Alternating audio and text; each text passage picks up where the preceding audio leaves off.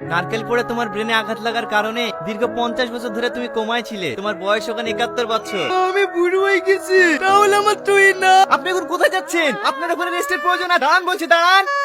তুই না, তুমি বেরিয়ে এসে দেখো। তুই না, আমি তোমার কথা রেখেছি। কে আপনি? তুমি আমাকে চিনতে পারবে না। তুই না চেনে, তুই নাকি একটু ডেকে দাও না। কে তুই না? তুই না নামে এই বাড়িতে কেউ থাকে না তো? কি হয়েছে কি? তুই না বলে চিল্লাইছে কে?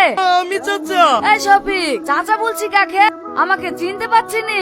আমি আজিজ রে।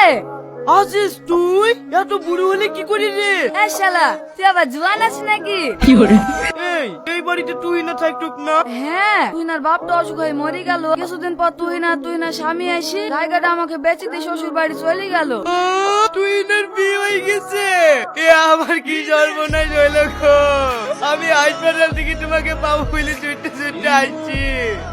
এই ভাই, ও ছেলে পিলি হয়নি তো? এই শালা আবার কি বলছে? ও দুটো তিনটি লাপি নাতনি আছে। দুটো তিনটে নাতি নাতনিও আছে। ও মা গো, আমার এক নারকেলে সব শেষ করে দিল গো। যা হত্যা হয়ে গেছে, তুই ওকে ভুলে যা। আমার তুই না যে বাড়িতে বিয়ে হয়েছে সেই বাড়িটা আমাকে চিনি ঠিকান না। বৌমা, আমার ওই মাদের বাড়ির পাশে সাবদুলের বাড়ি নাই? হ্যাঁ, ওই বাড়িটা একে চিনি, দেশো গা তো। ঠিক আছে আব্বা।